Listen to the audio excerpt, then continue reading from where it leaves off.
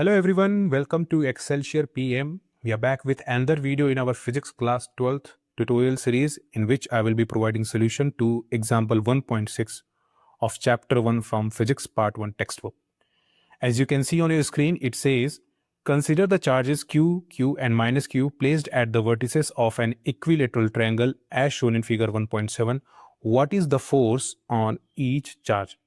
So basically question is asking you force on individual charges. Okay, तो ऐसे questions में सबसे पहले इंपॉर्टेंट ये है कि आपका थॉट प्रोसेस क्या है. Alright, what is your thought process.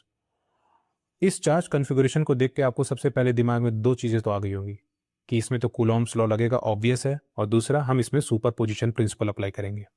But superposition principle अच्छे से समझ में आना जरूरी है. So what is superposition principle? Superposition principle says that in a system of charges Q1, Q2 up to Qn, the force on Q1 due to Q2 is the same as given by Coulomb's law.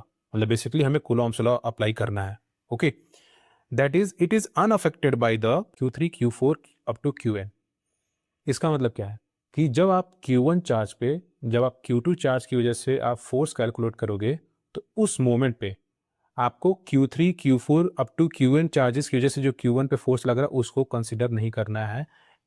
Q1 charge will be unaffected at the moment you are considering the force between Q1 and Q2. Okay, the total force F1 on the charge Q1 due to all other charges is then given by the vector sum of the forces F12, F13 up to F1n.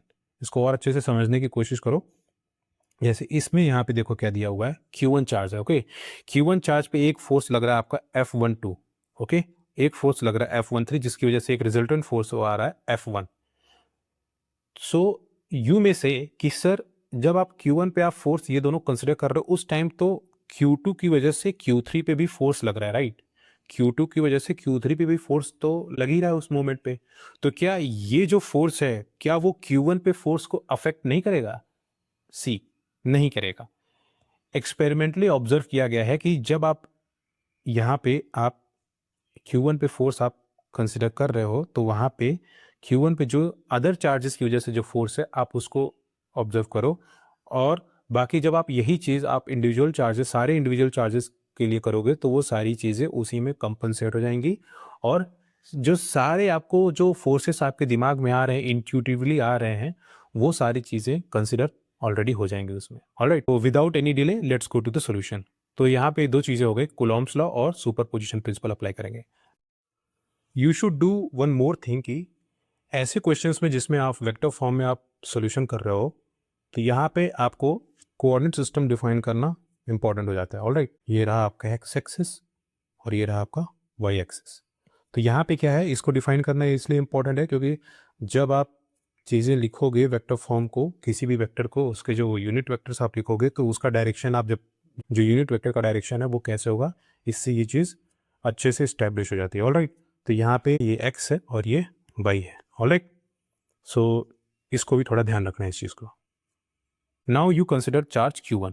Charge Q1 को आप देखो, charge Q1 पे जैसे इस वाले figure में आप देखो तो यहाँ पे आपको क्या दिख रहा है, यहाँ पे एक फोर्स लग रहा है F12 जो किसके अलॉन्ग है, जो किसके अलॉन्ग है, वो AB के अलॉन्ग है. किसके अलॉन्ग है? AB के अलॉन्ग है, और उसका डायरेक्शन किधर से है? B से A की तरफ है. किसकी तरफ से है? B से A की तरफ है, राइट? और दूसरा आपका एक फोर्स है F13, किधर से लग रहा है? वो A से C की तरफ लग रहा है. ऑलराइट, A से C की तरफ लग रहा है. ऑलराइट, तो अब यहाँ पे आपको पता है ये सिंपल चार्ज कॉन्फ़िगरेशन देख के आपको लग गया होगा कि इसमें मैं क्या अप्लाई कर सकता हूँ, parallelogram's law. Parallelogram's law, parallelogram's law क्या बोलता है? Magnitude of vector F1 will be under root F12 square plus F13 square plus 2 F12 F13 into cos theta. Cos theta, theta यहाँ पे क्या है? जो आपका जो वेक्टर F13 और वेक्टर F12 है उसके बीच में जो एंगल है, एंगल यहाँ पे क्या होगा? ये 60 डिग्री है. ऑलराइट, तो ये वाला कितना हो जाएगा? 120 डिग्री. ओके, बहुत ही सिंपल है, मुझे ये बताना नहीं चाहिए, you already know this. Alright, so यहाँ पे आप पैरेललोग्राम्स लॉ अप्लाई करोगे, और यहाँ पे एक चीज़ और ध्यान देना है कि अभी आप मैग्नीट्यूड फाइंड करो पहले. तो F12 और F12 क्या होगा? Q1 into Q2 divided by 4 pi epsilon not L square, right? ये मैग्नीट्यूड होगा इसका. तो यहाँ पे मैग्नीट्यूड क्या हो जाएगा? Q square divided by 4 pi epsilon not L square. और यही सेम चीज़ F13 के लिए भी होगी। Q1 क्या है, Q है माइनस Q, यहाँ पे मैग्नीट्यूड लेना होता है हमको, राइट, इसमें हमें मैग्नीट्यूड लेना होता है। तो यहाँ पे आपको जब मैग्नीट्यूड लोगे तो यहाँ पे आपका क्या हो जाएगा, Q square divided by 4 pi epsilon not L square. तो मैग्नीट्यूड तो सेम है दोनों के लिए, राइट। तो मैं क्या कर रहा हूँ यहाँ पे, let's say that magnitude is represented by F, magnitude is represented by F, all right. So magnitude is represented by F, so what we will say, magnitude of F1 vector will be under root F square plus 2 into F into cos 120 degree. इसको आप solve करोगे तो आपको क्या मिलेगा, F। तो magnitude of F1 is F, all right. अब यहाँ पे देखो, यहाँ पे जो वेक्टर F13 है वो अलॉन्ग AC एंड F12 किसके अलॉन्ग है, BA के अलॉन्ग है, और ये किधर से डायरेक्ट हो रहा है, B से A की तरफ डायरेक्ट हो रहा है, B से A की तरफ डायरेक्ट हो रहा है, ऑल राइट। यहाँ पे जो आपका F1 वेक्टर आपको मिला है, F1 वेक्टर का आप, ये आपका रिजल्टेंट वेक्टर है, राइट, रिजल्टेंट वेक्टर है। इसका आप एंगल भी आप फाइंड कर सकते हो कि ये किस एंगल पे डायरेक्ट हो रहा है F12 के बेसिस पे, F12 के रेफरेंस में ये कितने एंगल पे है, राइट। तो पैरेललोग्राम लॉ में आपने ये चीज़ें की हैं। अगर ये आपका देखो, ये आपका क्या है, ये F12 है, राइट, ये F12 वेक्टर रिप्रेजेंट कर रहा है आपका। इसका मान लेते हैं इसका मैग्नीट्यूड कितना होगा, F12 वेक्टर मॉड है, तो यहाँ पे ये इतना रिप्रेजेंट कर रहा है F12 मॉड, राइट। और यहाँ पे आपका ये F13 वेक्टर है, तो आपने वेक्टर प्रॉपर्टीज में पढ़ा है, तो यहाँ पे ये वाला जो है F13 वेक्टर हो जाएगा और ये वाला आपका F12 वेक्टर है। तो यहाँ पे मान लेते हैं जो एंगल बना रहा है वेक्टर F1 F12 के साथ, वो क्या है, फाई वेक्टर है। कितना है, फाई वेक्टर है। तो आप इसको, बहुत ही सिंपल ज्योमेट्री है, आप इसको आप F13 को प्रोजेक्ट करो परपेंडिकुलर और बेस के अलॉन्ग, राइट। तो ये वाला जो है, ये वाला इतना लेंथ क्या हो जाएगा, मॉड F13 cos 60 डिग्री, और ये जो परपेंडिकुलर कंपोनेंट है ये कितना हो जाएगा, मॉड F13 sin 60 डिग्री। तो यहाँ पे अगर आप tan फाई लिखोगे, tan फाई क्या हो जाएगा, tan फाई क्या होता है, परपेंडिकुलर अपॉन बेस। ये वाला बेस हमें कंसिडर करना है इस वाले ट्रायंगल में, right. Let me annotate with another color. So this is your perpendicular component and this will be your base component for this triangle in which you are finding angle phi, right? तो यहाँ पे क्या हो जाएगा, tan phi क्या हो जाएगा, mod F13 sin 60 degree divided by mod F12 minus F13 cos 60 degree. So if you find this you will get phi is equal to 60 degree. ये सिंपल ज्योमेट्री से आप पहले भी बता सकते थे। यहाँ पे इसको करने का एक रीज़न ये है, यहाँ पे आपको आराम से न्यूमेरिकली आपको क्या मिल जाएगा, यूनिट वेक्टर मिल जाएगा। किसके लिए, F1 वेक्टर के लिए। F1 वेक्टर के लिए आपको यूनिट वेक्टर यहाँ पे मिल जाएगा। और आप कोऑर्डिनेट्स में कैसे रिप्रेजेंट करते हो यूनिट वेक्टर को, ऐसे करते हो। तो यहाँ पे क्या आएगा, -1/2 √3/2। यहाँ पे सिंपल है, F12 अगर ऐसे डायरेक्ट हो रहा है तो एक यहाँ पे इधर साइड होगा कॉम्पोनेंट और एक इधर साइड होगा, राइट। तो वही चीज़ यहाँ पे शो कर रहा है। अभी इसको करने का रीज़न क्या है, आप लास्ट में आप देख लोगे, ऑलराइट। सो ये रहा F1 के लिए, F1 वेक्टर के लिए। उसी तरीके से आपको F2 वेक्टर के लिए करना है। F2 वेक्टर आपका जो रिजल्टेंट है F2 वेक्टर, वो किसके पैरेलल आएगा, वो AC के पैरेलल आएगा, ऑलराइट। आपका जो इक्विलेटरल ट्रायंगल में आपका ये वाला जो साइड है, ये C है, ये है। तो ये जो आपका वेक्टर है F2 वेक्टर, वो AC के पैरेलल है, ऑलराइट, AC के पैरेलल है। तो यहाँ पे देखो पैरेलल, यहाँ पे जो BC के पैरेलल मैंने किया वो किससे मिला को, यहाँ पे जो फाई इक्वल टू 60 डिग्री आया उसी बेसिस पे इस्टेब्लिश हुआ है, ऑलराइट। उसी तरीके से पैरेलल टू AC भी उसी तरीके से इस्टेब्लिश होगा, क्योंकि यहाँ पे भी जो रिजल्टेंट वेक्टर F2 है वो F21 के साथ कितना एंगल बना रहा है, 60 डिग्री बना रहा है। यहाँ पे आपका यूनिट वेक्टर क्या हो जाएगा, 1/2 √3/2, ऑलराइट। तो सेम चीज़ें जैसे आपने F1 वेक्टर के लिए की है, आप उसी तरीके से F2 वेक्टर के लिए करो। तो मॉड F2 जो इसका मैग्नीट्यूड है वो क्या हो जाएगा, F21 square plus F23 square plus 2 F23 F21 cos 120 degree. तो यहाँ पे बेसिकली क्या आ जाएगा, F आ जाएगा। यहाँ पे देखो वही चीज़ है कि F23 का मॉड और F21 का जो मैग्नीट्यूड है वो क्या है, F से रिप्रेजेंट हो रहा है, क्योंकि जो भी फोर्सेस यहाँ पे कूलॉम फोर्सेस लग रहे हैं उनका मैग्नीट्यूड क्या है, सेम है। उनका मैग्नीट्यूड क्या है, सेम है, ऑलराइट। यूनिट वेक्टर्स तो अलग अलग, ऑलराइट। तो यहाँ पे Q1 और Q2 के लिए आपने फाइंड कर लिया force on charge Q3, okay. Charge Q3 पे आप देखो F31 आपका इधर साइड लग रहा है, F32 आपका इधर साइड लग रहा है। F31 आपका अलॉन्ग AC है, F32 आपका अलॉन्ग BC है, ऑलराइट। तो F31 और F32 के बीच में एंगल कितना है, 60 डिग्री है। F31 और F32 के बीच में एंगल कितना है, 60 डिग्री, ऑलराइट। तो यहाँ पे मैग्नीट्यूड तो जैसे मैंने पहले किया था, लेट से F मैग्नीट्यूड F है, तो यहाँ पे पैरेललोग्राम्स आप अप्लाई करोगे तो यहाँ पे आपको क्या मिलेगा, मैग्नीट्यूड F3 वेक्टर का √3F। और यहाँ पे देखो ये किसकी तरफ डायरेक्ट हो रहा है, ये हो रहा है डायरेक्ट नेगेटिव जे कैप। अब यहाँ पे जिस तरीके से मैंने F1 और F2 के लिए जो मैंने उनका एंगल फाइंड किया था पैरेललोग्राम्स लॉ के अकॉर्डिंग, मैं यहाँ पे आपको एक छोटी सी एक्सरसाइज दे रहा हूँ। आप F3 वेक्टर का पैरेललोग्राम्स लॉ अप्लाई करके आप यहाँ पे आप एंगल फाइंड करो, ओके। एंगल फाइंड करो, आप ये ज्योमेट्री बनाओ, ओके। आप ये ज्योमेट्री बनाओ कि वहाँ पे कैसे होगा। फिर उसके बाद ये आपका F3 वेक्टर है, तो ये आप इसको ऐसे करोगे। फिर उसके बाद यहाँ पे ये वाला मान लो एंगल है, ये वाला एंगल कितना है, ऑलराइट, इसको आपको फाइंड करना है, ये आप फाइंड करो, ऑलराइट। अगर नहीं होगा तो please let me know in the comments, मैं एक अलग से कम्युनिटी पोस्ट कर दूंगा जिसमें इसको एंगल फाइंड करने का उसमें सॉल्यूशन रहेगा, ऑलराइट। तो यहाँ पे F3 वेक्टर का मैग्नीट्यूड कितना है, √3f है, F1 और F2 का कितना है, f है। तो अब यहाँ पे देखो, अब इस चार्ज सरफेस जो आपका इतना आपने रिजल्टेंट फाइंड किया है उस रिजल्टेंट को देखो आप, ये रहा पॉइंट आपका A, ये रहा आपका पॉइंट C, ये रहा आपका पॉइंट B, ओके। सो यहाँ पे देखो ये रहा ये वाले पॉइंट पे F1 आपका लग रहा है, तो एक इसका कंपोनेंट वर्टिकल कंपोनेंट, एक हॉरिजॉन्टल कंपोनेंट है, एक इसका F2 का वर्टिकल कंपोनेंट, इसका हॉरिजॉन्टल कंपोनेंट। तो यहाँ F1 के लिए आपका यूनिट वेक्टर कितना आया था, -1/2 √3/2, ऑलराइट। और यहाँ इसके लिए क्या आया था, 1/2 √3/2, राइट।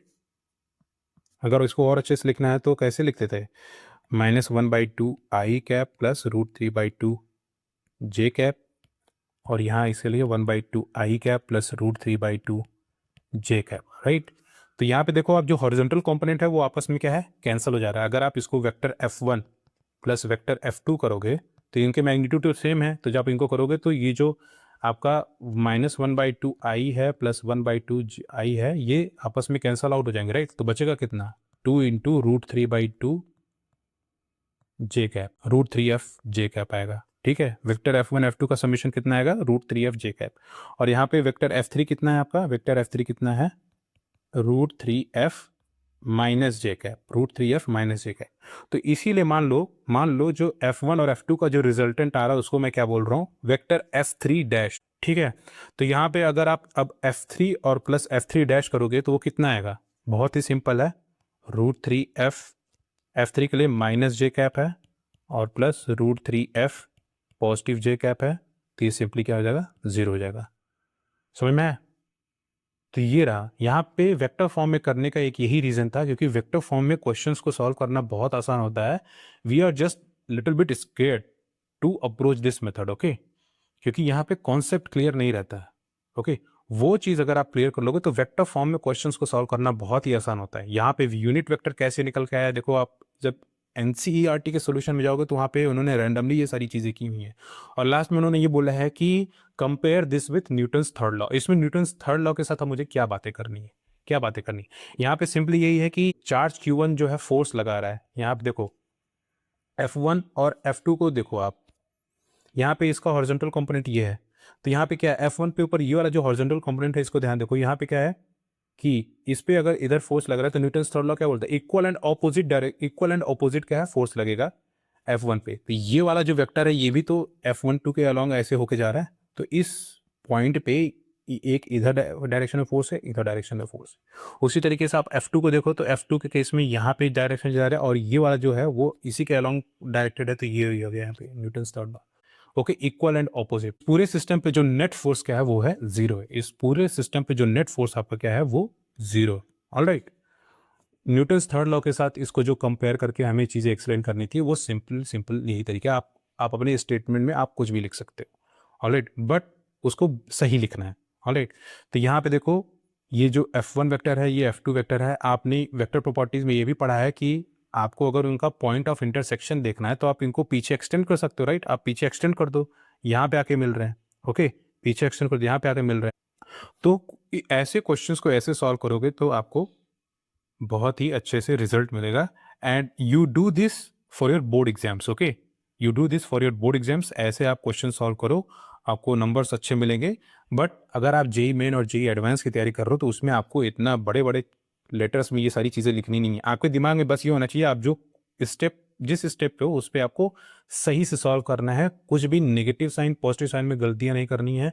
आपने जो सबस्क्रिप्ट लिखा है उसको भी अच्छे से रखना है। वेक्टर F12 इसमें जो 12 जो सबस्क्रिप्ट है इसका मतलब क्या हुआ, force on charge Q1 by charge Q2, okay. But यहाँ पे R12 वेक्टर का मतलब क्या हुआ, इसमें R12 में जो 12 सबस्क्रिप्ट उसका मतलब क्या हुआ, डायरेक्शन फ्रॉम 2 to 1, इसका मतलब क्या हुआ, ये जो फोर्स F12 है वो उसका डायरेक्शन कैसे है, फ्रॉम 2 to 1, फ्रॉम 2 to 1। देखो इसको अच्छे से समझो, फोर्स ऑन 1/2, 2 की वजह से एक पे जो फोर्स लग रहा है वो ऐसे ही आएगा। तो यहाँ पे R12 का मतलब क्या है, R12 को ऐसे मत पढ़ना डायरेक्शन फ्रॉम 1 to 2, नहीं ऐसे नहीं पढ़ना है, direction from 2 to 1, direction from 2 to 1। देखो ये सबस्क्रिप्ट को बार बार ऐसे इसलिए बोल रहा हूँ क्योंकि कई सारे क्वेश्चंस में ये चीज़ एग्जैक्टली ऐसे है। देखो एनसीईआरटी जिन्होंने फ्रेम किया है, जो फ्रेमवर्क एनसीईआरटी का है, वही क्वेश्चंस फ्रेम आउट करते हैं आपके जेईई मेन और जेईई एडवांस के लिए। तो एनसीईआरटी के लैंग्वेज को अगर आपने अच्छे से पकड़ लिया तो आपका जेईई मेन और जेईई एडवांस को क्वेश्चंस को समझने में दिक्कत नहीं होगी। Alright, so I hope you found this video helpful. अगर आपको ये वीडियो अच्छा लगा हो, please like it, share it with your friends and subscribe to the channel. Okay, we will meet with another question from chapter 1. Until then, stay curious and stay safe. All right, thank you.